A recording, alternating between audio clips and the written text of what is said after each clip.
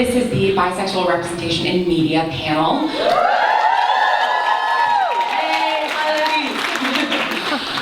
I'm Shippen. I'm a writer. I make a podcast called The Bright Sessions, and I'm a bi woman, and I write bi characters and lots of queer characters.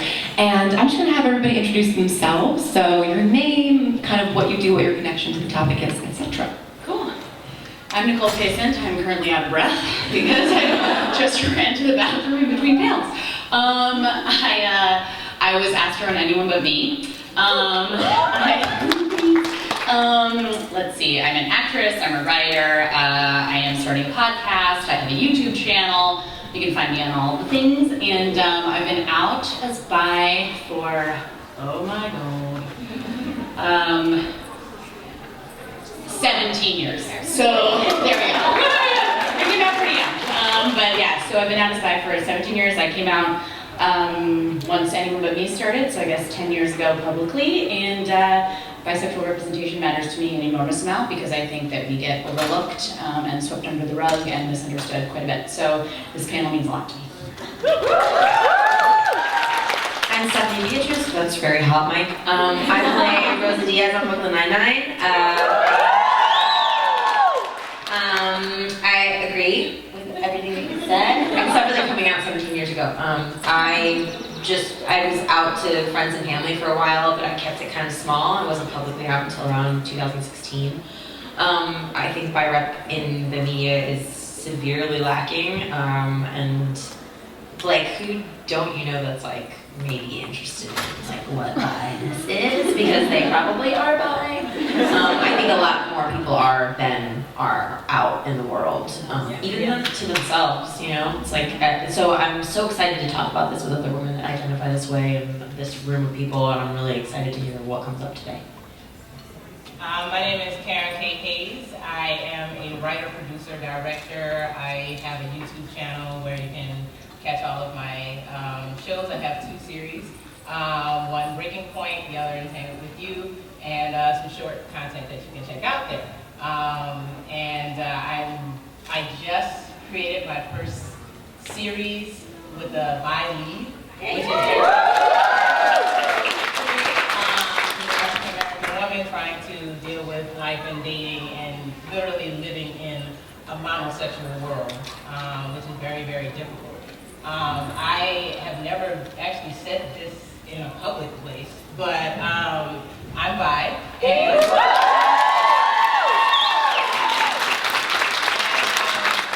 my life is like completely compartmentalized between my straight friends and my not straight friends, and that's pretty much where the idea came from my series. So, and we're screening today at 1:30, so come check that out.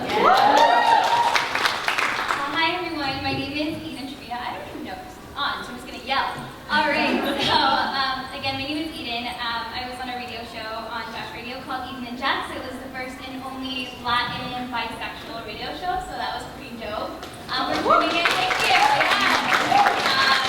So it's like a lot of loud music and bisexualness. It's like the best of both worlds. So it's really awesome. We're actually relaunching it and turning it into a podcast. So yeah, podcasters. So it'll be out this summer. So I mean, bisexuality and multicultural everything is such a big part of my heart, and I'm just happy to be here, and I'm so happy to see all of your faces here as well. Thank you for coming out. Hi, is this on? Is there a techie in the house? I know. Hi, I'm Chelsea Steiner. I'm bisexual as fuck. Stop. You might know me. I was a writer for After Ellen and Autostraddle and the Bella Books blog. I'm also a writer-director of Thank You Come Again, which is premiering tomorrow, 1 p.m. Yeah. It's a website about working at a sex shop, because I'm a sex educator. And yeah, tomorrow, 1 p.m. Excited to be here. Extremely bisexual. Hell yeah. So I think we can all agree that bi rep on TV and in movies has been pretty terrible for a very long time. And so I'd love to start kind of with, what's the first bi rep that you guys remember seeing, and sort of what was your reaction to it? How was it framed?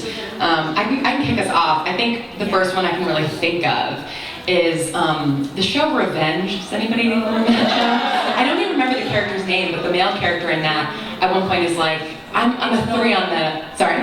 It's Nolan. Nolan, thank you, Nolan.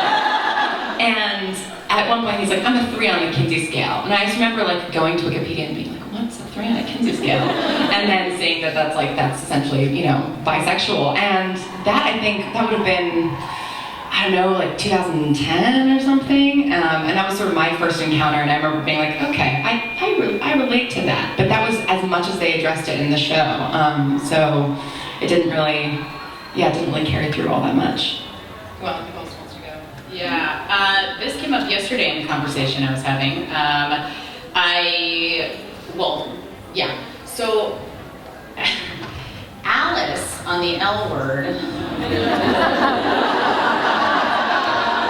who was bisexual the first season, sort of. And then it just got forgotten about, and in fact at one point was like, oh yeah, that was a funny mistake I made. And you're like, wow, so that really was like a knife to the heart, especially because, you know, and unfortunately, I'm sure we'll go into this, but unfortunately so much of the bias comes from within the community, and you're like, dude, I'm trying so hard to like be with you guys. And then this happens. So that was kind of like my first like letdown. Dang. Hey, thank you. Do you remember the movie Wild Things? Yeah.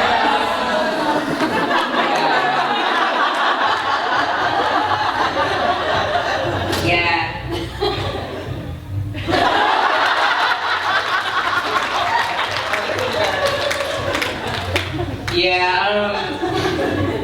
Do you remember OC, Marissa? I'm good with that too. Actually, I don't even know if you can claim them if they haven't said it out loud explicitly, but Korra, from The Legend of Korra and Asami.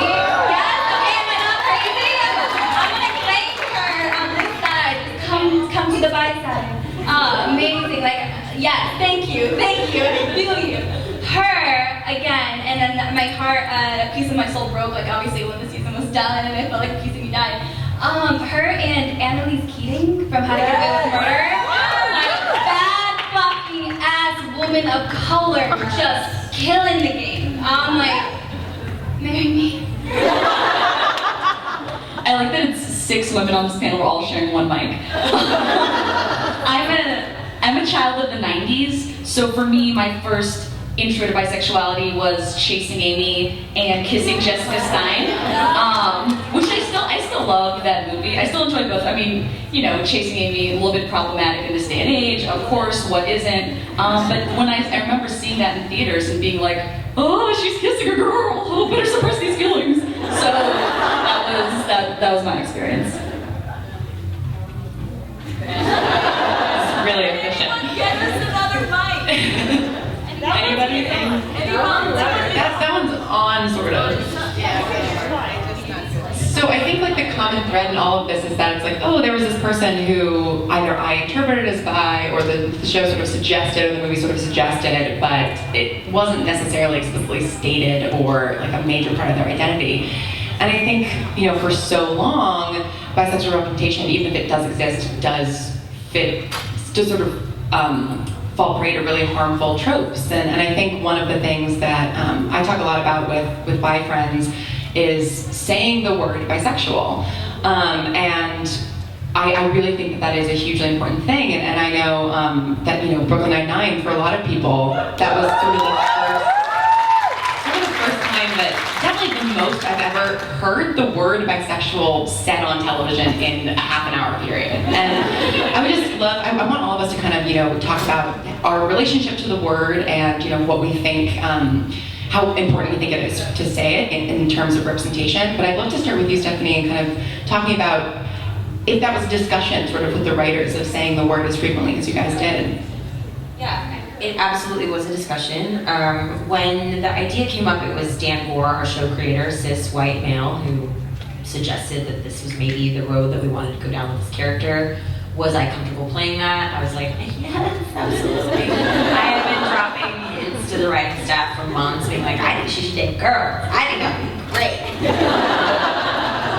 And then when those talks started happening, Dan said, I really want you to be involved in the script. I'd love for you to meet with both the writers of the script, Carly Helm and Justin Noble. Carly's straight, Justin's gay. But we really want your input because you're the bi voice in this script, so we want whatever you feel is an authentic depiction of this particular story. And it's a very specific story, right? Because it's a bi woman who's also Latina. So the first time that I read the draft of the script, which was very different from what you saw on television, but there were the words, I'm bisexual on the page, and it was really moving to me. And I also got very territorial, and I was like, you have to keep this word in, you have to keep it in. And Carly was like, okay, we'll do our best. And I was like, no, you don't understand, like this is the whole thing right here. And the word is kind of problematic because it's bi, it's two, it doesn't include trans people who I am also attracted to, it doesn't include other areas of, as we sort of move forward in the world and in this collective identity, we're sort of finding that there's varying shades to this. Somebody was wearing a pin earlier that said gender is a galaxy, and I thought that was so cool. And and I think sexuality has a lot of not fluidity, because that's the wrong word, I think, but there's room, I guess, to move. But at the same time, for me, when I was a kid, the first time that I saw what I thought I was, it was named bisexual. But I thought that word in particular is so important. And then when I saw the final draft and how many times it was in there, I was like, what is happening? This is amazing. And then for it to actually air and not to cut any of those words was also amazing. To be acting that scene with two other Latinos in the scene with me and Andy was amazing. There were so many parts of it that I multiple times that day, Andy and I would just look at each other like, can you believe this is happening? We're on a network show and we're doing this, And Andy was also a huge part of why that came to fruition. He's a fucking dope, amazing human, and he was like, it's important. It's important that we need to tell this story.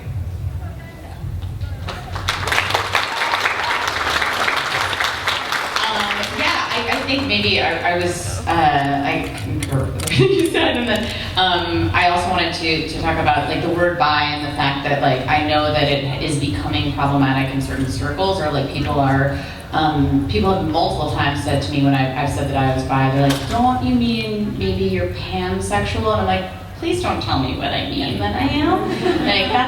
That's not cool. And I feel very much the same way. It's bi, the label bisexual was liberating in a way that is difficult to describe. It was I had these back and forth, am I gay? Am I gay? No, I like this boy. I can't be gay. I like this boy. But then I'd be like, I'm gay. And then back and forth for years. And then finally, when I met another bisexual person in theater, because theater, I saw it in practice and I was like, oh my God, that's it. And it was just the heavens opened, and so that word means a huge amount to me. And because I feel it has been so swept under the rug, to then go, you know what, we're just gonna skip this step. And I think actually the word bisexual is very important. And also, as a couple people have said to me recently, bi doesn't necessarily have to mean man and woman or gender on a binary. It can mean me, my gender, and other genders. Yeah. So just to take that education into the world, guys, if you want to claim bisexual and you say, no, I am attracted to trans people, my gender, other genders, bisexual. Yeah. So. Thank you guys, gals. Something that was the most interesting about the radio show and being able to have that kind of one-way stream with people directly from different parts of the world, because you are on the Latin station, so you are talking to people who are from Mexico or Cuba or Puerto Rico or anywhere. It's the confusion with the word bi. I think a lot of people were so confused, and the flooding of questions was incredible, not just from bi people, but from straight people, from gay people. from anything, like, can you trust them? Or my partner just came out as bi, and I don't know if I can trust him or her, or I would never date a bisexual, and my response is always, why? Why? I mean, there are people out there who, you shouldn't date. Don't ever judge anyone. For like what their sexuality is. You know what I mean? If they're gonna leave you, they're gonna leave you. It's not because they're gonna leave because they're bi or because they're very. Yes, thank you. It's like, don't put us all in a box or in a category, and especially don't judge me before you even met me. So that right there was the most powerful thing I think I could have offered on the radio show, is educating people or sharing our story. Like, if there are people who have open sexualities and want to date multiple people, that's them. There are people who are completely committed. I'm like, what was that C word? Commitment. and they're just like that. Treat everyone individually. Not everybody is the same. You know what I mean? We have such different scales and such different spectrums. And we are not one size fits all. We come in all different beautiful shapes, sizes, colors, ethnicities, and we should be treated that way. And I think that was the best thing. I loved getting those questions and answering them, because that means you're curious and you're open-minded. You're not completely shut off and you're not completely shut down. So that, to me, I think is so important about what we keep doing with acting, with writing, with producing, with directing. It's just answering those questions that people have already had answered, and maybe not the most authentic way to us. I do think, bisexual is one of those words that has been so unfairly maligned in our culture, right up there with feminist or feminism, and it has so many negative connotation within our queer community and outside of it, and I think that that's something that, we struggle with. I also agree, I believe that bisexuality is my gender and every other possible gender out there. And I think it's important to let people know, and there's confusion because we don't really know until very recently, like, what bisexuality looks like in pop culture. Every bisexual character, film and television has been like literally an insane person, or it's been like a serial murderer. It's been like, I'm so confused, it's driven me mad. And it's like, this is why representation is so important, and this is why it's so important to have these characters on TV saying, I'm bisexual. When Rosa Diaz said, I'm bisexual, I was like, she said the word to no one in my apartment, to my dog. But it's really important, and it's frustrating to see clearly bisexual characters on TV not saying that word. Like, I love Orange is the New Black, but they don't say bisexual, and Piper Chapman's a bisexual character. Like, she is. And what are people so afraid of? So I feel like the first thing we have to do is destigmatize and normalize that word. I can't really add anything to that. You said all of the words. I just want to say it one more time, bisexual.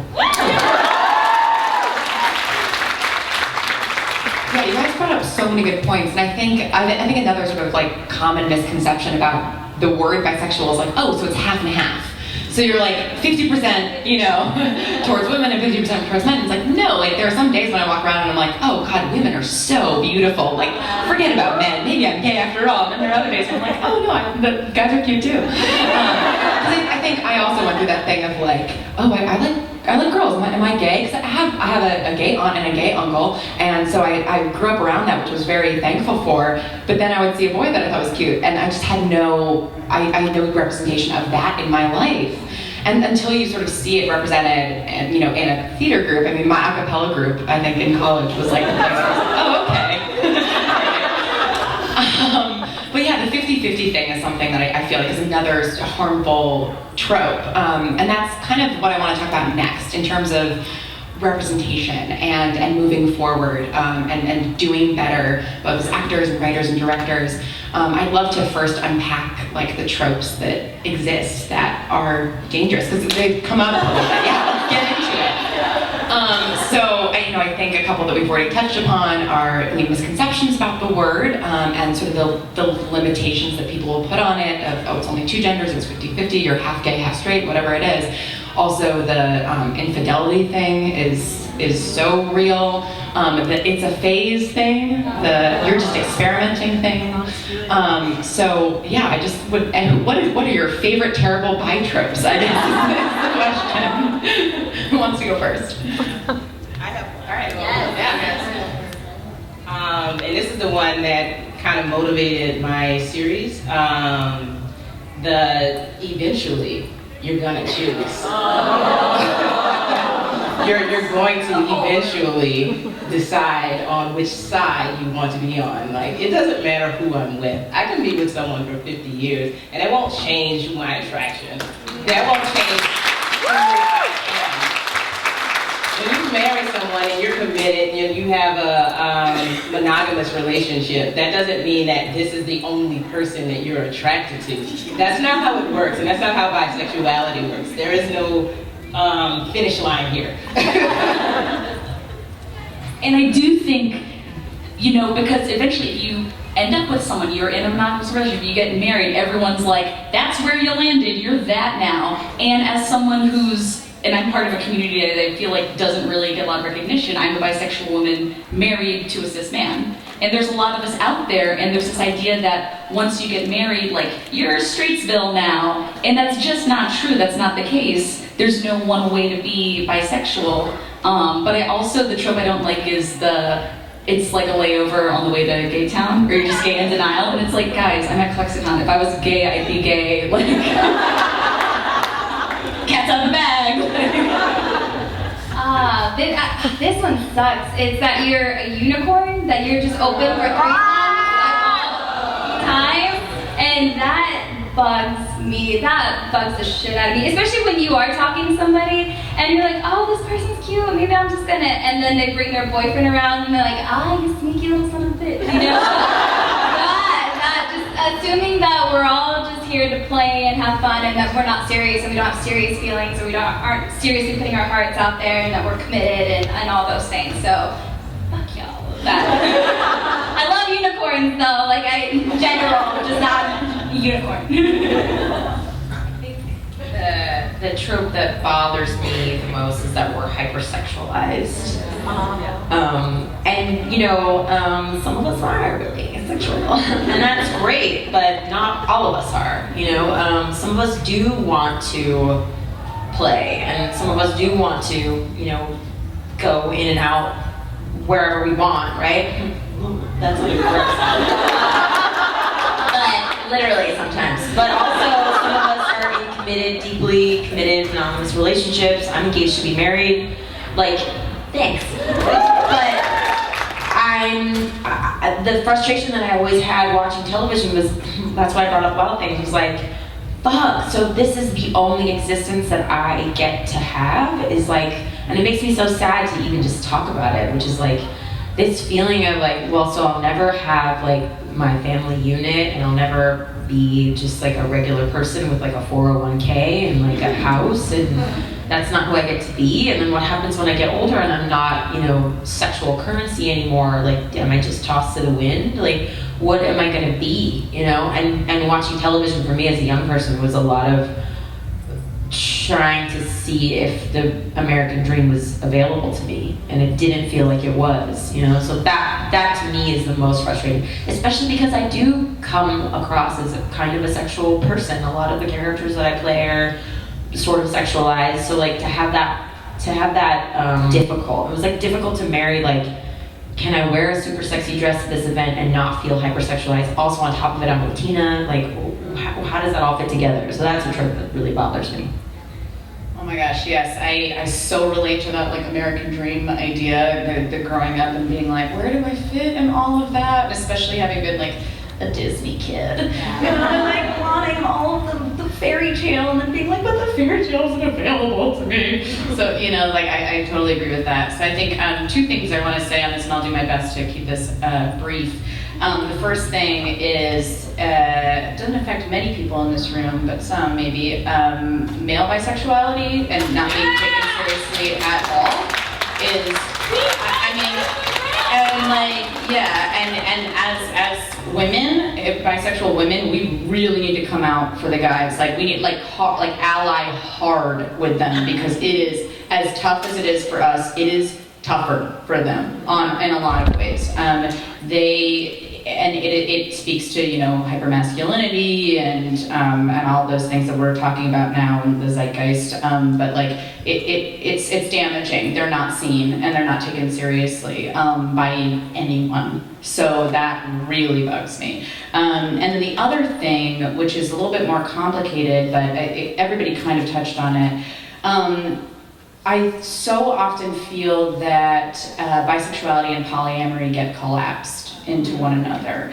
And I personally, without like saying too much, have nothing against polyamory.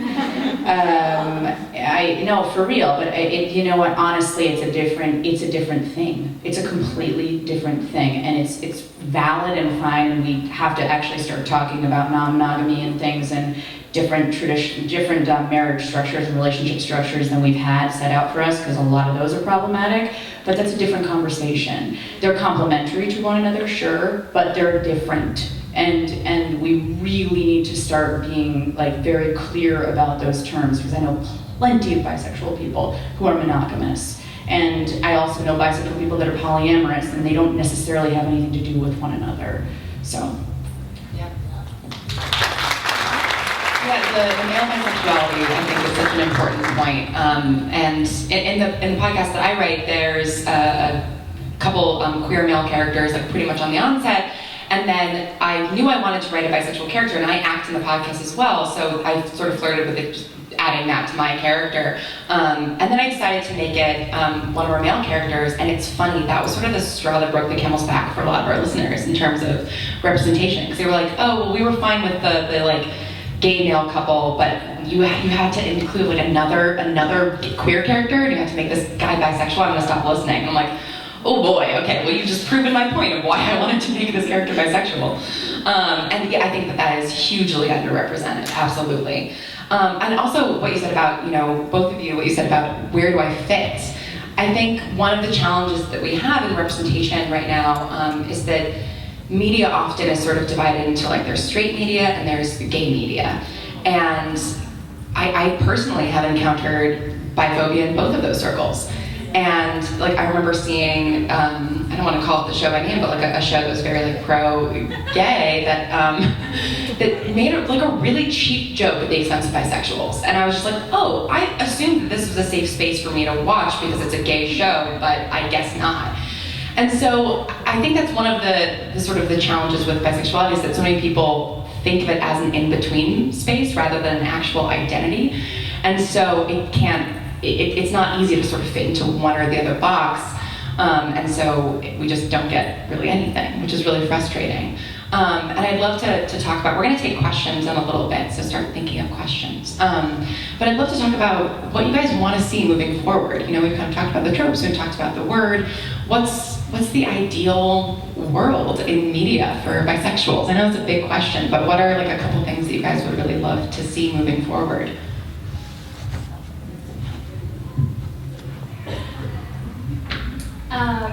Not only is my sexuality bisexual, but my culture, it's in between. I feel like everything about me is in between. I don't fit into any single box just completely.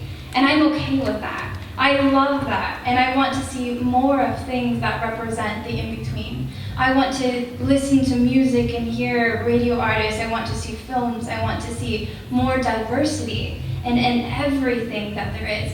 And this was the thing that broke my heart, is that I was waiting so long, for forever, to hear someone who sounded like me, who had a family that was very ethnic and very white at the same time. I was waiting to see and hear something that sounded so familiar, and it never came. It never came. And then I just got up and stopped waiting and put myself out there, and it was just like, here's my life on a silver platter. Please enjoy. And to find out how many other people were like, oh my gosh, my abuelita sounds just like yours, or my aunt is just like yours, my mom's crazy, just like yours. And I have a pet rabbit, just like you. And it's just like, everything about me is not not normal, and there's so many other people who are just so completely amazing with not being normal and not fitting into a single box, and to be able to share that and to express that and to have other people be so receptive and just be like, I get you, like, let me talk to you, here's what I know, how did you do what you do? And the thing that I push a lot also on my show is like mental health and physical, sexual, emotional abuse, and bringing awareness to that. So being able to help people who are also in this queer lane also get the help that they need, because I've come so far in where I am today, and I want to bring as many people as I can with me, to let them know that you are okay, not being okay all the time, and this is how I got to where I am today, and you can do it too, and choose life, not, obviously alternatives.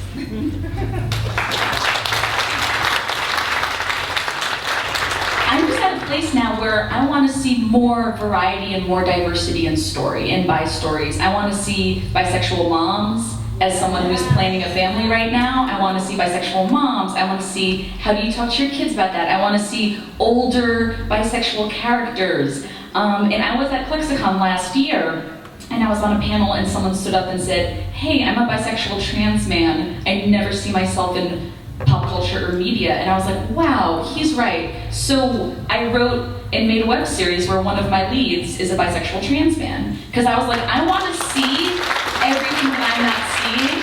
I want to see people who are differently abled be sexual and have a life and not just be an inspiration story. I want to see people of color. I want to see bi stories, trans stories, queer stories. I want to see all of the stories that, guess what I don't want to see? More stories about straight, cis, white men. We have enough of those. Let's see all of the myriad of other stories in this queer, gender variant world.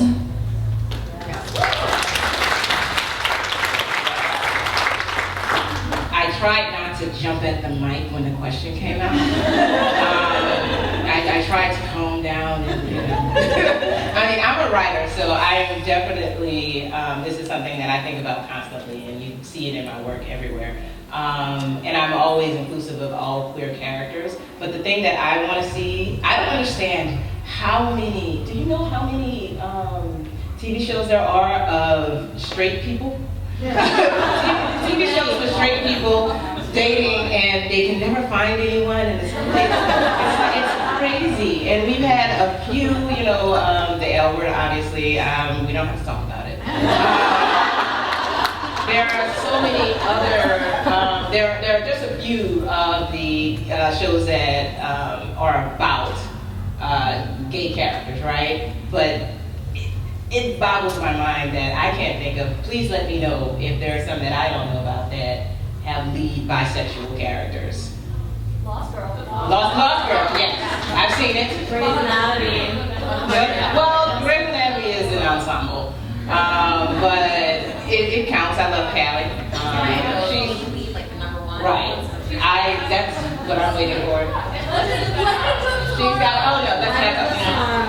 This is gonna be on live. We can't talk about that. 400. The 100. Yes. Well, I mean, okay. The point is, they're not enough. There are not enough. And I'm selfish. I want to see some women of color play these roles as well. That is my number one right now. I want to see women of color, and I want to see queer, specifically bisexual characters. And there are other topics, but that's my goal. That's what I'm pushing right now. So, yeah. The same. I mean, I want it to be like in the way that Sex and the City shifted television and shifted our cultural norms and the way we talk about sex. Like, yes, it's problematic, of course. But it opened the floodgates for us all to be like, oh fuck, y'all want to talk about sex now? So now it's like a normal thing, and all these discussions have become like open, and we talk about stuff. Like, I remember watching Sex and the City for the first time in my apartment in New York and being like, I cannot believe what they're talking about right now. And that's how it was, youngins. Like, we didn't know this was okay to talk about this stuff. That's what I want. In the next 10 years, I want to turn around and have be able to list off 12 shows that have a bi lead or co-lead, you know, or like a gay lead by co-lead or something, you know, and I especially want to see bisexual and gay couples that are not necessarily interracial. We talked about this the other day at a panel that I was on. It was like, every time that you see, like, you never see like two Latinas in a couple, you never see like two black women, you know, you never see two Asian women, or like a black woman and an Asian woman, like you just don't see it. Like usually one of the people is white. And like, I just want to turn on my TV in the next, like in 10 years and have the landscape shifted so much that it's now normal. That it just is like, why don't you have a gay character? Don't you know any gay people, you know? And what I also want is for people that are like, you know, I live in a bubble, I live in Los Angeles, and before that I lived in New York, and what I want is for the Midwest to know those words, you know? And like, that is the power of media, the power of television, that it starts to give access to people that don't have access to rooms like this, you know? Yes, I echo all of what you guys said. And I want the bisexual community to have our trans revolution moment, honestly, because I've been so freaking impressed with the trans community the past couple of years, and what they've been able to accomplish in media is outstanding. And it's only growing. And I feel so inspired by their movement, and I feel like we're like the last ones to like it's time, you know? It's our time, guys. So like, I want to see that. I want them to do 60 Minutes on us. I want who was it who did the, whatever, Katie Couric, I don't know, one of those. Anyway, I want that moment. And for whatever reason, the song In and Out by Ani DeFranco just came into my head. I kind of want like pop music to look like that. Yeah, like I want to see that, hear it.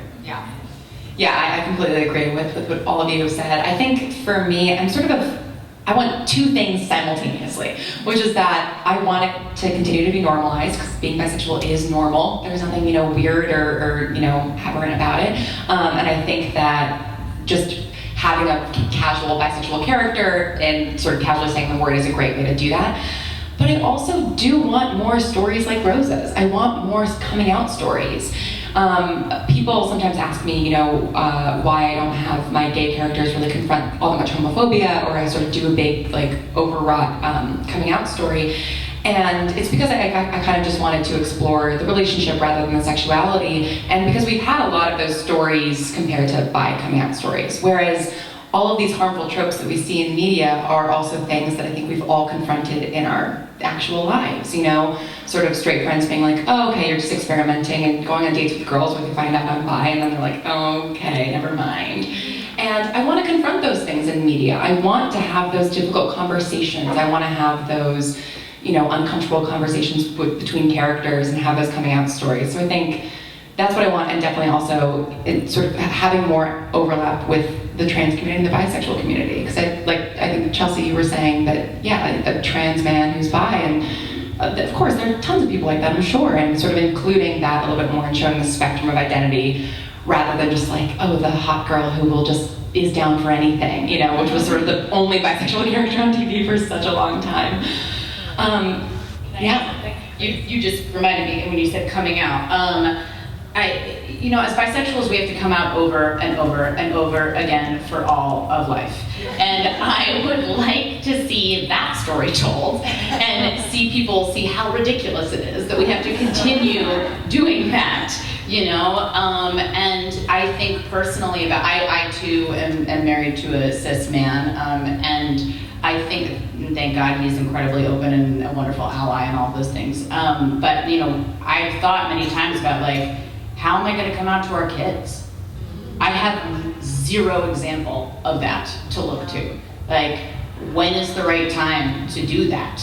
And I don't want my kid assuming that I'm one way. And I don't know the answer to that. And I would love these discussions to start happening in media so that we can all, like, collectively come up with the best way to approach stuff like that.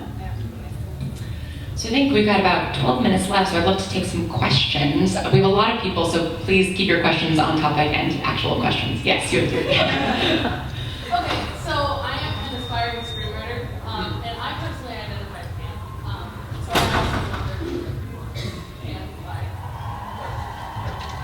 what is one piece of advice that each of you would give to an aspiring screenwriter that might not necessarily identify as bisexual, but does identify with the queer So I'm just going to repeat the question just so that everybody can hear it. So we've got an aspiring screenwriter who is pan and wants to have more of that representation in their work. And what's one piece of advice that we have for somebody writing bi representation who isn't necessarily bi themselves? Hi, thank you so much. This actually came up on one of our topics, so it's amazing. Go talk to people who are like that and ask their stories. You'd be so surprised how authentic it is. Like, sit down and record it, listen to it again. And with every breath in your character's body, you have to believe that. You have to put their life on the line because you are essentially breathing this character into existence. Go and ask everything and watch this person, how their mannerisms are, how they talk, what they went through. Don't necessarily, this is what people, one of the mistakes they make. They get the character for who they are, they forget about how they got there. That to me is some of the most important parts of the character story. What did they go through? What hell did they have to walk through and came on the other side on top? That to me is the most important part of the character. It's not what they do, but why they do it. That's that. Over Chelsea. So I'm a member of the Writers Guild of America. I've been a member for about 10 years now. Humble brag. But when I joined, we have subcommittees for different minority groups. And when I joined, it was the Gay and Lesbian Committee. And I was like, I don't see myself. Where's the B? Where's the T? And I made them change the name of the committee to the LGBT Committee. And we just now have changed our name to the LGBTQ plus committee because we want to include everybody. So even TV writers, film writers are struggling with this. Like, even professionals in the industry are struggling. How do we make these characters? I would say don't be afraid to make mistakes. I would rather see a flawed, imperfect, bisexual character. I would rather see something that's a little bit problematic than someone saying, I don't know how to write bi people, let's make them straight. Because that happens all the time. So don't be afraid to and just make them a fully realized person. We're just people. And, I just don't want to read a script that's like, she woke up bisexually and had a bisexual breakfast and walked out to the tune of her bisexual song.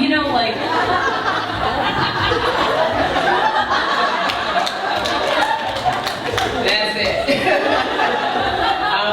Yeah, Chelsea stole mine, so I'm gonna piggyback on that, and I might give you a couple of others. I'm gonna cheat, but I would definitely say give them more personality, give them the backstory, give them something that is more than their sexuality, because they should not be defined by their sexuality. Who someone dates is not who they are. I would also say to get feedback. Get a lot of feedback. I would even suggest making more bisexual friends. You only have one, go get 4 more.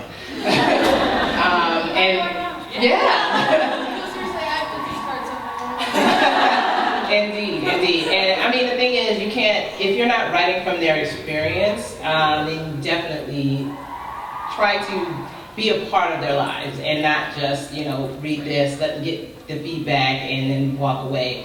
Stay in contact with that person, say, could you read my next draft, that sort of thing. And I'm not going to take up more time than that. Yeah, I have one final piece of advice, which is that, in the same way that, you are not the same as every other pan person out there, right? Don't make any assumptions about, what a bisexual person looks like. Just make them a whole person, like they said, and it'll be great. All right, another question. Yes, back there in bow tie. Okay, hi. So my question was, you guys kind of brought up ideas about non-monogamy and bisexuality, and I guess they are distinct, but one of the things that I find a lot happens is that people in the bisexual community want to separate themselves very, very much from people who are non-monogamous.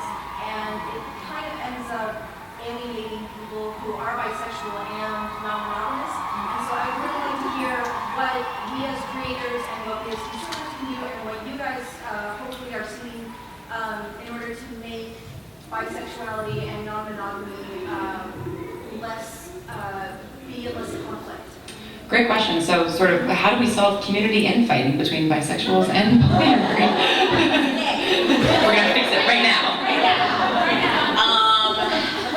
I emphatically agree with everything that you just said about that being problematic. I have to say that I have experienced a lot in my own journey of wanting to distance myself from any discussions of non-monogamy because I didn't want to play into bisexual stereotypes, and I felt like those were so at odds with one another. And let me be the first person to tell you that caused a hell of a lot of strife in my life, and in ways where like I hurt myself and I hurt other people. And I think that, kind of harkening back to what I said before, we really, really need to see different relationship structures in media. And again, I say, I don't care if your characters are bi or straight or gay or trans or whatever. It doesn't matter. We need to start seeing things that aren't the cookie cutter, monogamous marriage. I mean, my parents got divorced when I was 11, got back together 15 years later, and are just domestic partners now. And I feel like that shed a lot of light on like what actual partnership is and how different it can look from what we've all been shown.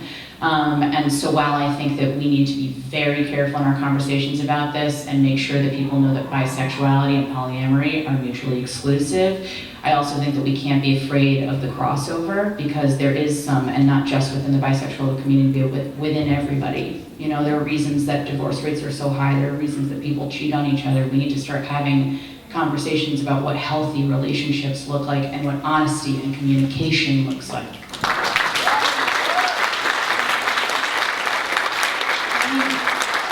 Speaking as an actor, just the actor hat on, I think like what would be really cool is to read a script in which there's a scene, I don't know how long that scene is, but where there's some kind of like explanation to your new partner about who you are.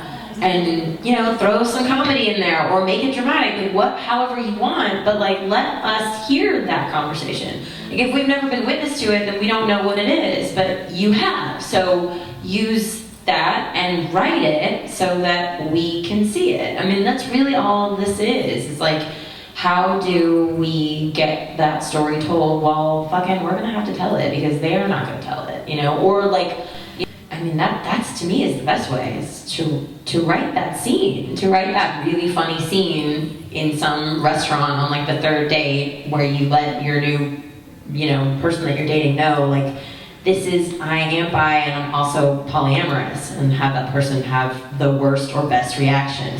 You choose your own adventure here. But I think that's what you do, is you write it and then we all go see it and then we walk away and we talk about it and then more stuff gets written. All right, I think we have time for one more question, right here. So as a bisexual person who has a speech impediment and people kind of assume I'm gay when talking, how do y'all navigate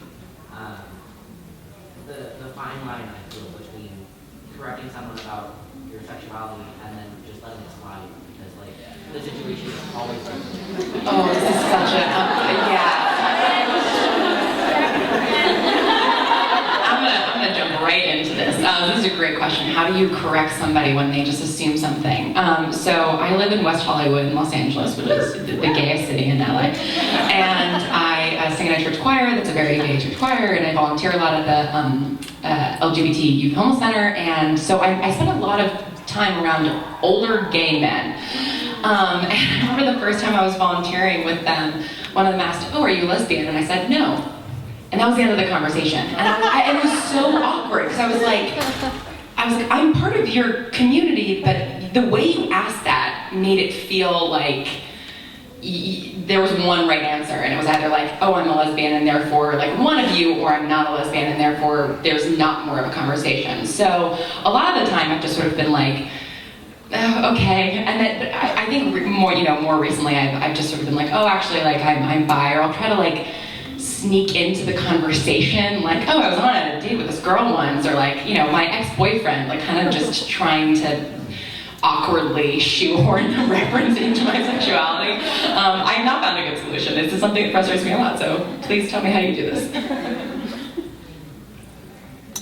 I think you sort of, well, I have had to choose when and where I decide like how that is going to happen. Sometimes I do let it slide, and sometimes it's not worth it to me to have that discussion, depending on how I vibe out with how that person might react, depending on how close I am to that person, depending on what social situation I'm in, you know. But I have found more often than not that it feels more authentic to me lately to lightly say, well, I'm actually bi. So, blah, blah, you know, and then move on. And if they're interested and curious about what that means, then I'm ready. If I put that out there, then I need to be I need to be ready to continue to have the conversation. Most of the time I am ready. Sometimes I'm not, you know, so it's really up to you. I do think for myself, because representation in our community is so lacking for us, that I feel a certain responsibility in my own life to be pretty public about it and have really hard conversations. Like the first time I met my fiance's parents was not fun. They're lovely people. This is streaming on the internet, isn't it? But it was very difficult to sort of even kind of move toward that conversation, and I had to decide whether or not, like for me, is my mental state gonna be cool if I bring this out into the forefront? Or is it enough that I know that they've seen my social media, they've followed, they've seen what I put out in the world, they know where I am, and then let them come and like see if they bring it to the table, you know? And there were a couple moments that were really difficult where I had to sort of defend being queer, which felt really odd. But also, this is an important relationship that I'm fostering, so it's really up to you, but I would encourage you to just drop it in sometimes and see what happens, you know? Just like, boop, and then keep moving and see if they pick it up. And then if they do, then you could have potentially like a really good conversation about it. For me, a lot of times I unfortunately contribute to erasure. A lot of times if I'm with a bunch of straight people and they just make that assumption, I just let it go. If I know that I'm going to know this person, like this person is going to be in my life, then you get the treatment. You get that. You get that. Oh, I'm whatever that statement is. Oh, that my last boyfriend, my last girlfriend, that sort of thing. That's if we're never going to. We're never going to meet again. More than likely, I'm going to let you go unless you pissed me off in some way. At which point, I'm going to say something, and then you get a lecture. You know, and I try not to be in that space. But yeah, a lot of the times it's very much that, you know, I don't want to make it the conversation. Like it's not a big deal. I try not to make it a big deal. And I think it's just a fine line, really, of, you know, do you want to have this whole conversation about what this means, or do you want to just say, oh no, it's my boyfriend, it wasn't the date I was talking about, that was a boy, or the date I was talking about was a girl, and I just move on from that, because it wasn't about their sex, their gender, it was more about this aspect about how horrible the date was, and that's what we're going to focus on. So yeah, I think it's just a fine line. You know, if you're going to continue the relationship, then you want to be authentic from the beginning. But if you're not going to continue that relationship, then I don't care what they think. What I love so much about this panel and about everyone who is bisexual is everyone is so different. I've had to fight a lot in my life. I've kind of just become a natural fighter. So when that conversation is brought up, I fight for it, because there was one moment when I didn't bring it up, or I let it slide, or I let myself feel like my representation was invisible, and I felt like shit. Like I felt like crap the whole day, and I'm like, why didn't I say something? Why didn't I bring it up more? Why didn't, you know, this is who I am, and that's the way I see it now. I am who I am. There's the door, you can walk out at any time. Like, don't ever judge me or talk to me in some type of way or see me any differently because of what I represent. Walk out. Because I'm living my life, I don't treat you that way, don't treat me that way, and I'd rather not have those people in my life anyways. So it kind of was just like the friends cleanse, if you will. Like, you can like weed out who you want in your life and who you don't, and if those people don't accept you, you don't want them. You know what I mean? So with that, and especially in the Latino community, and when people do talk about coming out as bisexual and telling their families and bringing up a word that doesn't quite exist in Spanish, you have to be prepared to fight for it. And again, even family. Like I've told family, this is who I am. There's the door. You can choose to walk out at any time. But I am who I am, and I'm going to keep fighting for who I am. And it comes up in the conversation. I'm like, yes, I am bisexual. Got any questions? No? Okay, let's do this. You know, you're cool with it, I'm cool with it. You do you, I do you. Polyamorous, cool, that's you. I'm me, you know? So just treat everybody differently. And I'm going to treat you the same way you treat me. So, like, and again, just fighting. Because I don't ever want to be invisible ever again.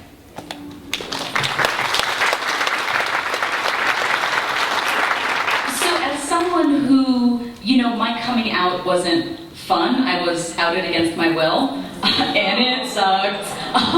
But it's fine now, it's cool. The fun thing about getting older is you slowly run out of fucks to give. I'm just like, fuck it, fuck that over there. And the older I get, the more I live my life on Front Street, and it's like I write for queer publications, I write queer content, and another thing that kind of helped me be more open is I work as a sex educator. And you have to be open and on Front Street, because if you're nervous talking about stuff, you need to be able to stand up in front of a room full of people and be like, I'm a kinky bisexual person, this is who I am. And the more that you own it and the more that you normalize it, someone else sees that and gets courage from that and gets inspired from that. So, you know, I know that not everyone can be out in themselves all the time. You have to be safe and do what's best for you at this present moment wherever you are, but you can be an inspiration and you might not even know it. And you can be a model for someone to, as simple as being like, oh my God, if they can do it, I can do it too. If they can come out, I can come out too. So it's just that easy. That's we have to end. So that's